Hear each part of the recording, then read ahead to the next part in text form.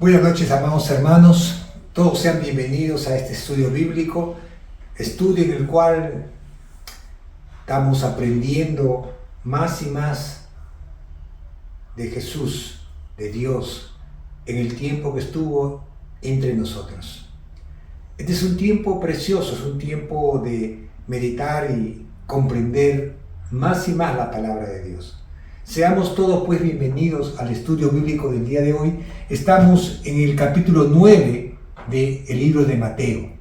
Así que vamos a orar un momento. Señor eterno, te damos gracias, Señor. Gracias, Padre Santo, por traernos a este estudio, Señor. Gracias porque tú pones el querer como el hacer en el corazón de cada uno de mis hermanos, de mis hermanas, y también de los amigos y las amigas que nos siguen a través de las redes sociales. Dios eterno, Dios de poder, tócalos con tu palabra poderosa, Señor, impacta sus vidas y, Señor, tráelos cada día más y más hacia tu reino, a que ellos conozcan más de ti, Señor. Gracias, bendito Dios, en el nombre de Jesús. Amén y amén. Bien, amados hermanos, ya entramos al capítulo 9 del libro de Mateo.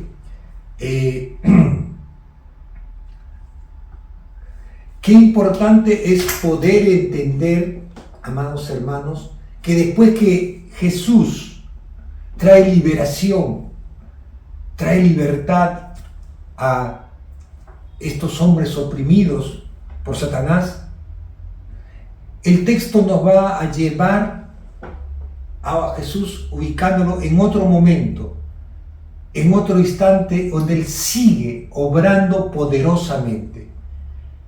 Y no hay nada mejor que ir al texto, así que vamos a leer el versículo 1 del capítulo 9 de Mateo. Mire lo que dice el texto. Entonces, entrando Jesús en la barca, pasó al otro lado y vino a su ciudad. Esto vino a su ciudad, tenemos que ubicarlo, que Jesús viene a Capernaum, que era su ciudad, ahí en Galilea. Él viene a Capernaum. ¿Y de dónde deduces esto, Eduardo? Que era su ciudad, porque él ahí comenzó a desarrollarse. Yo quiero llevarte a retroceder un poquito a Mateo 4, en el versículo 13, dice así, mira, y dejando a Nazaret, vino y habitó en Capernaum, ciudad marítima en la región de Zabulón y de Neftalí. ¿Te das cuenta? Dejando Nazaret, se fue a radicar a Capernaum.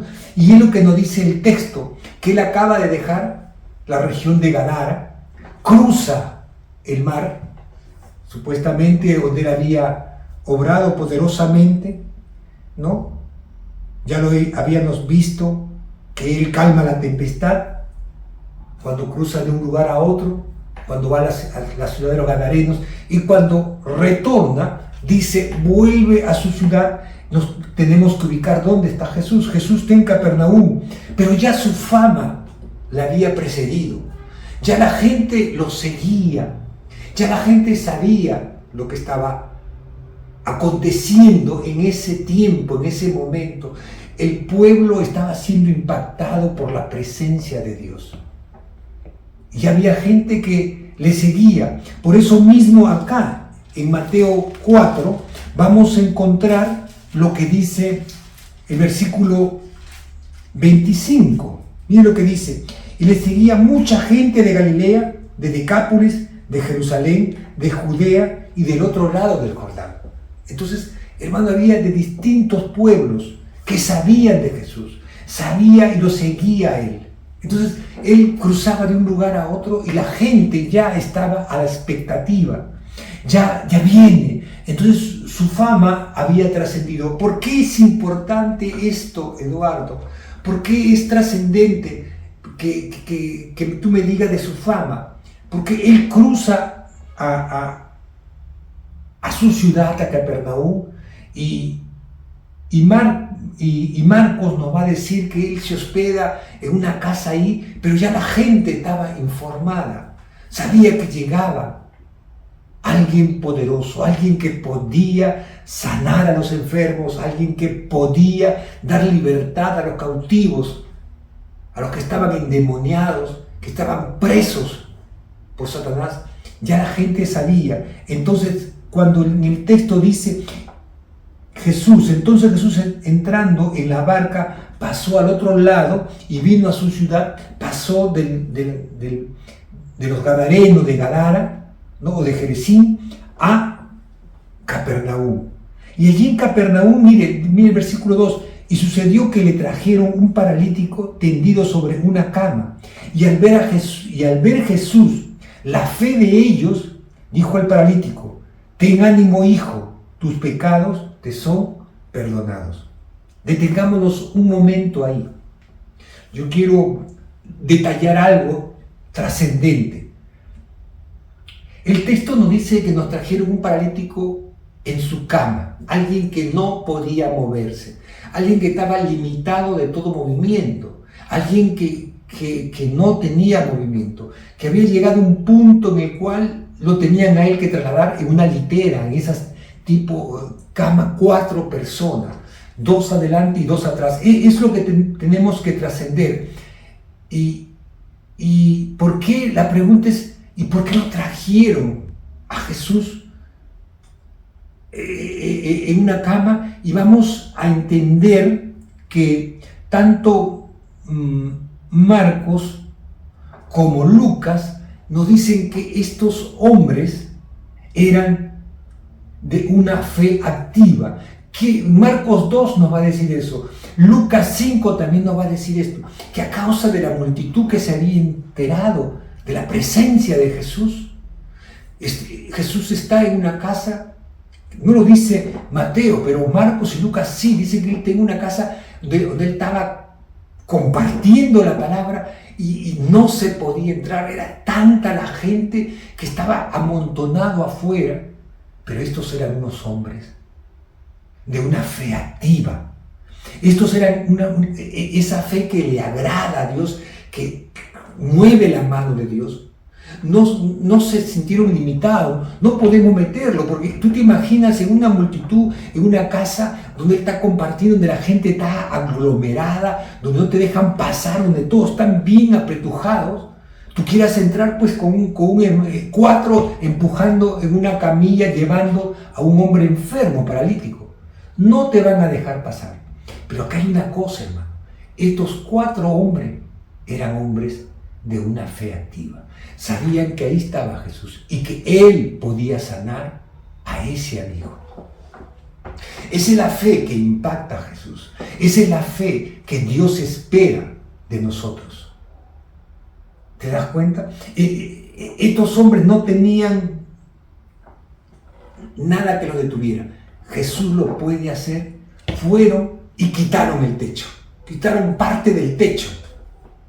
Se subieron por una especie de altillo entre ellos y lo bajaron con una soga. Justamente donde está Jesús. Y Jesús está viendo, la gente está viendo todo el espectáculo. De repente tenemos que imaginarnos un poquito, visualizar las circunstancias. Jesús está impartiendo, está enseñando la palabra de Dios y sienten un ruido como que del techo están abriendo un vacío. Están abriendo un vacío para meter, se agenciaron de soga para bajarlo a Jesús.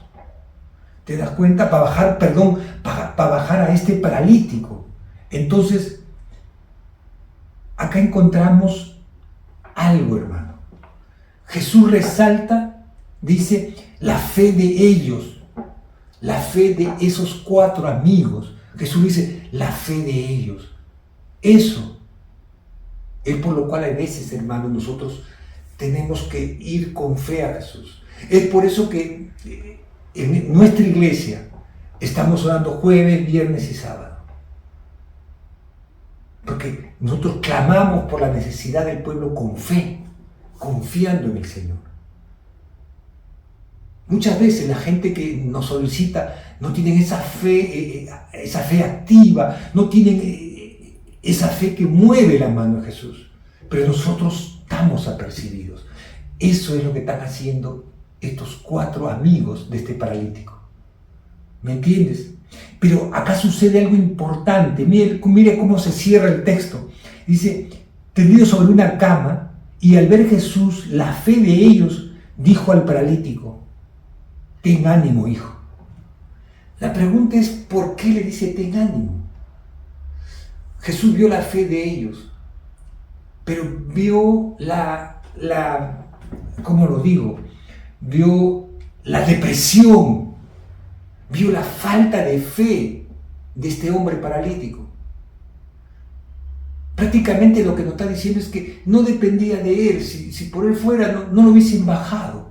Es lo que mueve a Jesús a decirle, que le dice, ten ánimo, hijo. O sea, no te desalientes. Estos están precediéndote.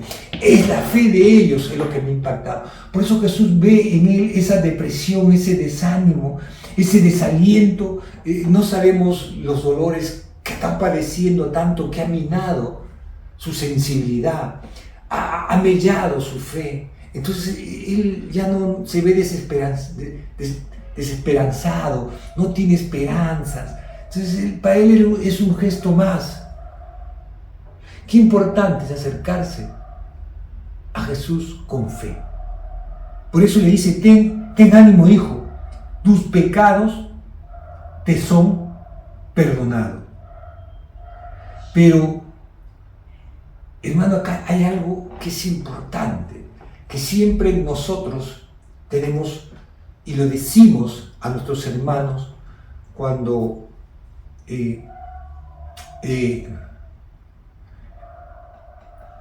cuando alguien nos solicita orar por la necesidad, por la enfermedad de una persona, siempre solemos preguntar, ¿es hermano, es creyente, es convertido al Señor? Y si no es así, lo primero que tenemos que hacer es pedir por su salvación, pedir que Dios perdone sus pecados, que Él se arrepienta. ¿Por qué, Eduardo, es esto? Porque mire que cómo nos enseña la palabra de Dios. Atento, hermano, hermana, amigo. A veces nos acercamos, sí, es mi oportunidad, me han hablado de Jesucristo. Sí, pero ten atento, mira el paso, cómo nos va dando Jesús, cómo nos va mostrando. Ten ánimo, hijo, tus pecados te son perdonados. Él encuentra a este paralítico una de las cosas fundamentales, el pecado. Él encuentra pecado y él le dice, tus pecados te son perdonados antes de sanarlo. ¿Te das cuenta? Antes de sanarlo. Porque qué terrible, hermano, es estar sin fe. Que este paralítico no tenía fe, ya estaba deprimido y encima en pecado. ¿Me estás entendiendo? Jesús encuentra dos condiciones determinantes. Por eso le dice, mira, tus pecados te son perdonados. Entonces el perdón es más importante que la sanidad física. Por eso, siempre que oramos por un enfermo, por alguien que necesita, por un problema, preguntamos si conoce a Jesucristo. Si es hermano, que se ponga a cuenta con Dios, que pida perdón. Pedimos por su salvación espiritual. Porque sí, el perdón es más importante que la sanidad física. Nosotros sabemos, primero ponemos la sanidad física, no, yo quiero ser sanado. Sí, pero la sanidad interior. Dejar la muerte espiritual y ganar la vida eterna. Y como resultado de eso va a venir la sanidad física. Acá está marcando ese precedente Jesús. Porque mira lo que dice el versículo 3. Entonces algunos de los escribas decían entre sí, este blasfema. Los escribas decían entre sí, ellos entendían que solo Dios tiene la capacidad de perdonar los pecados. Pero a la vez el texto, que si bien es cierto, Dios solamente tiene la capacidad de perdonar el pecado, pero el texto nos enseña que Dios lo sabe todo. Porque mira, cuando ellos están cavilando. Entonces los escribas decían dentro de sí, o sea, no hablaban nada, pero ellos pensaban. Y Jesús, el Hijo de Dios, ya lo sabía. Ahora tú me entiendes cómo es que Dios sabe nuestros pensamientos.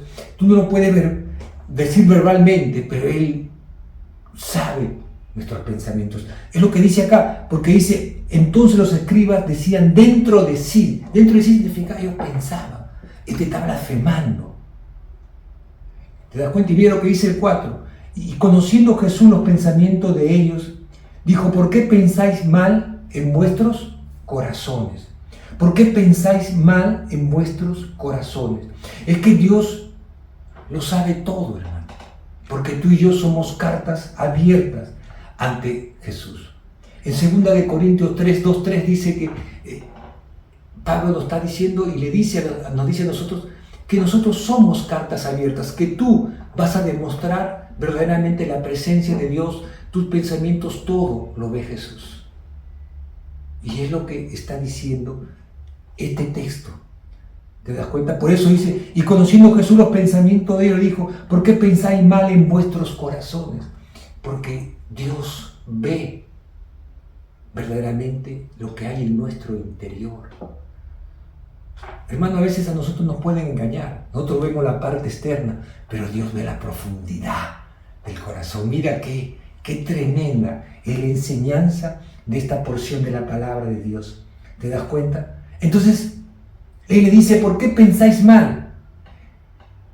Este hecho también nos muestra que Él sabe qué hay en los corazones. Él dice, ¿por qué piensas mal? Porque, hermano, hermana, Dios conoce nuestros corazones. Entonces, en el versículo 5 va a decir lo siguiente. Mira, versículo 5. Porque, ¿qué es más fácil decir? ¿Los pecados te son perdonados? O decir, levántate y anda. ¿Qué es más fácil? Dios contrapone. ¿Qué es más fácil? Tanto perdón y sanidad son imposibles que el hombre lo pueda hacer. Son imposibles que el hombre pueda perdonar pecados y a la vez obrar en sanidad. El único que lo hace es Dios. Y si tú ves a veces alguna sanidad, es el poder de Dios obrando a través de alguna persona, pero es Dios en realidad. ¿Te das cuenta? Es la mano de Dios. Es importante entender eso. Por eso Jesús le dice, mira, ¿qué es más fácil? Decir, tus pecados te son perdonados, a decir, levántate y anda. Y es que, hermano, siempre tenemos que entender que la sanidad física, es decir, levántate y anda, es visible, todos lo iban a ver. Pero el perdonar el pecado no lo podemos ver, no es visible. Dice, yo te perdono, pero nadie ve ese resultado. Sin embargo, si eres una persona con una limitación física, con un defecto físico, la sanidad, todos lo van a ver y todos se van a maravillar. Es por eso que nosotros tenemos que ir a la palabra de Dios. Y yo te voy a invitar un ratito que vayas conmigo al Salmo 103.3. Salmo 103.3 dice, Él es quien perdona todas tus iniquidades, es el que sana todas tus dolencias. Él es el que perdona, que dice todas tus iniquidades, todo aquello malo, lo más terrible que tú puedes haber hecho, Él lo perdona. ¿Te das cuenta? Primero el perdón. Y de ahí agrega, Él es el que sana todas tus dolencias. Ahí está realmente marcado el orden, hermano. Nunca es al revés. Siempre Dios tiene que haber el perdón. Dios tiene que perdonarnos todas nuestras maldades, todas las cosas malas que hemos hecho, para que recién Él obre con poder y imparta esa sanidad física, ese milagro portentoso que obra Dios, que solo Él lo puede hacer. ¿Te das cuenta, hermano? Qué importante es tener claro. Es por eso que Él le dice, levántate y anda. ¿Por qué? Porque al ver que Él lo habían traído en una tarima, 4 hombres cargados en una especie de camilla, todos los conocían. Que Jesús le diga, levántate y anda, todo el mundo lo iba a ver. Pero que lo perdonen el pecado, no hay un milagro, él estaba perdonado, había ganado la vida eterna, pero seguía paralítico. Jesús establece claramente aquello que no entendían estos escribas, estos hombres supuestamente entendidos de la ley, legalistas. Jesús está estableciendo y está marcando un lineamiento. Mira el versículo 6. Pues para que sepáis que el Hijo del Hombre tiene potestad en la tierra para perdonar pecados, dice entonces al paralítico. Mira, dice eso y agrega, levántate, toma tu cama y vete a tu casa. ¡Qué tremendo! No nos deja de impactar, de maravillar cómo obra Dios. Él tiene toda la autoridad, Él tiene todo el poder. Encontramos acá, Él le dice, pues para que sepáis, para que ustedes tengan conocimiento que yo soy el Hijo de Dios. Entonces yo tengo todo el poder, toda la autoridad en la tierra para perdonar todos los pecados. Yo. ¿Te das cuenta? Él es el único que perdona todas nuestras iniquidades, todas nuestras maldades. Acabamos de leerlo en el Salmo 103:3. Él. Yo no puede venir un hermanito, una hermana, pastor, mire. Sí, yo lo llevo a la presencia de Dios. Arrepiéntete, pídele perdón a Dios. ¿Te das cuenta? Él es el que perdona. Y Él va a obrar sanidad. Yo puedo orar por Él y el poder de Dios obrando a través de mis actos, de mis palabras. Dios imparte sanidad, pero es Él, no soy yo, hermano. Es el poder de Dios. Qué importante es tenerlo claramente. Por eso Él dice, toda potestad, todo poder me es dado en la tierra para perdonar pecados. Entonces Él, con esa autoridad, ¿qué le dice?